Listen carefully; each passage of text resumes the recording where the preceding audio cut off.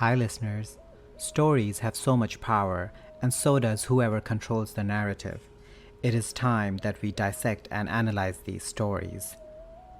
I am Vipul, and this is Folk Tales.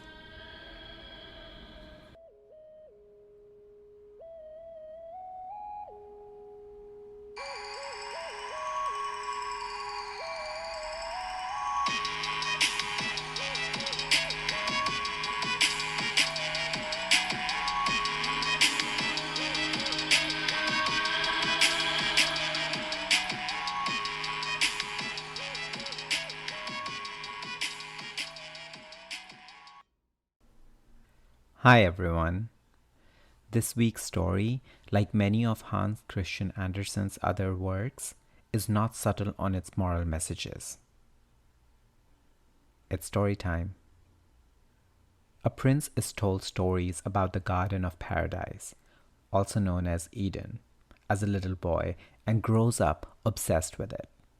When he is 17 years old, he goes walking in the woods and is driven by a sudden violent storm into a cavern he has never seen before, where an elderly woman is roasting a whole stag over a huge fire. She invites the prince in to warm himself, introducing herself as the mother of four winds. The prince has not been there long before her sons begin to return home. First to arrive is the north wind, who brings with him a rush of icy air and hailstones. He's surprised to see his mother's guest, but she makes it clear who gives the invitation in this house, and the north wind quickly changes the subject. He has come from the polar seas and a place called Bear's Island, where he has been enjoying himself throwing icebergs at the ships of Russian whalers. He tells a good story, but his mother is very unimpressed by this sort of behavior. Fortunately for him, she is distracted by the arrival of her second son, the Western Zephyr. He has been in the forest, he tells her, where he has been storming about smashing trees and running with wild horses and probably less innocent things that he's wise enough not to tell her about. Definitely brighter than the third son, the South Wind, who comes home in a sulk because his brothers have made the place too cold for his liking. He's been in Africa, where he has buried a whole cavern of merchants in sand. His mother is furious. She seizes him and thrusts him into a sack to think on how evil he's been. Even inside the sack, he can't behave properly, rolling on the floor until his mother sits on him and holds him still. Talk about tough love. The prince is slightly alarmed by all this family drama. Things only quiet down when the east wind arrives.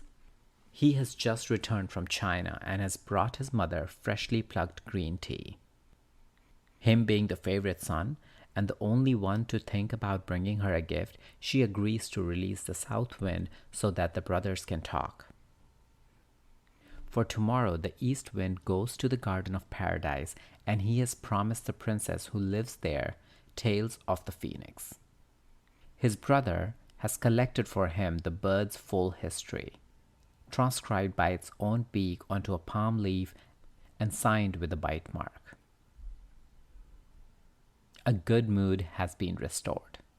The family settles down to dinner, and the prince, who has sensibly kept his mouth shut until now, makes sure to take place beside the east wind. Princesses, phoenixes, the Garden of Paradise.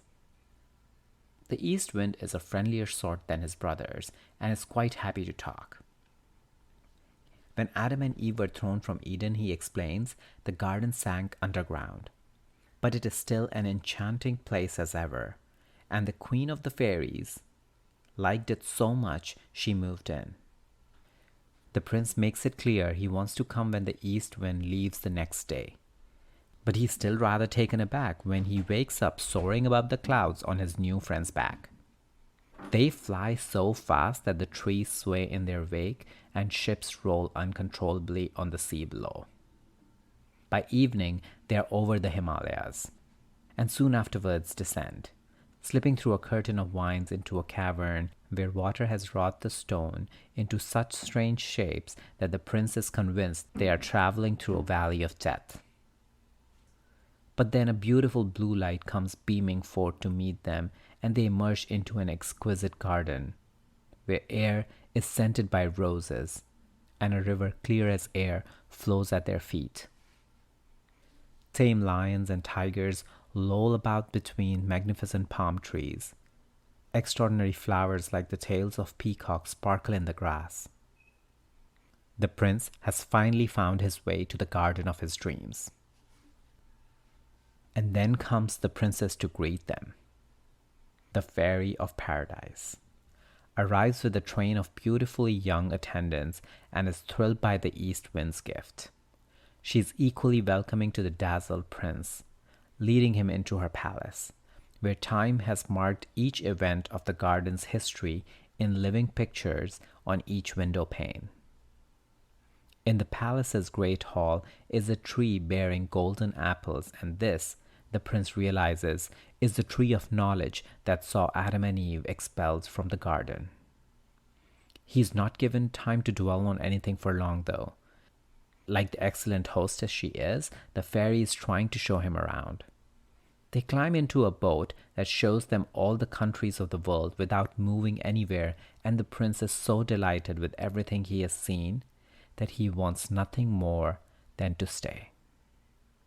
The fairy is not so sure this is a good idea.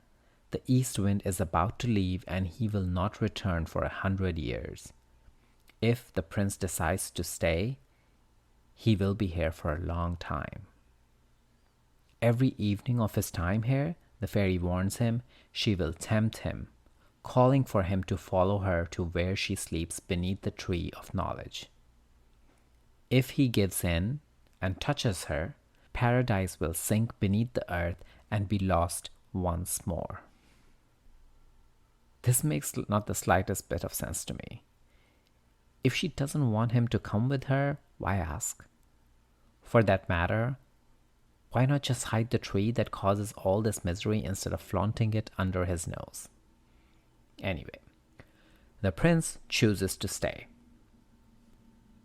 But the moment the fairy beckons to him, he forgets her every warning.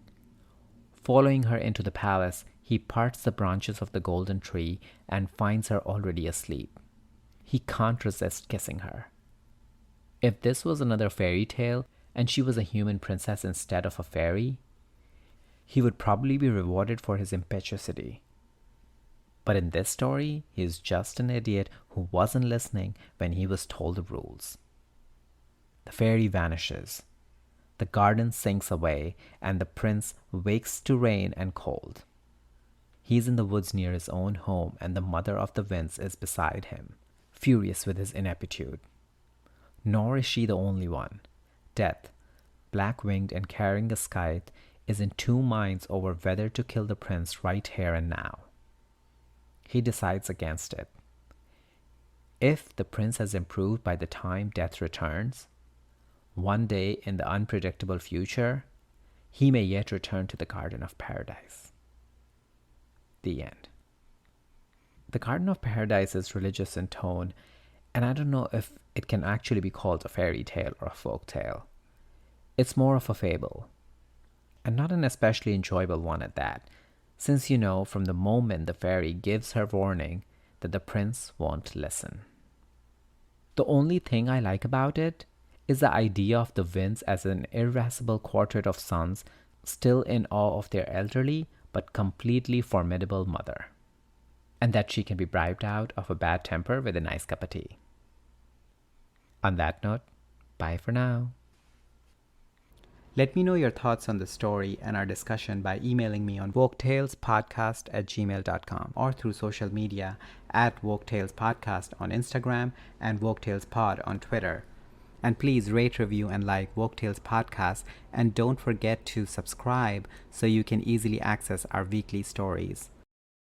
If you have any story recommendations, or if you want to come dissect and analyze a story with me, give me a shout out on email or social media, because whatever you do, keep dissecting and keep analyzing.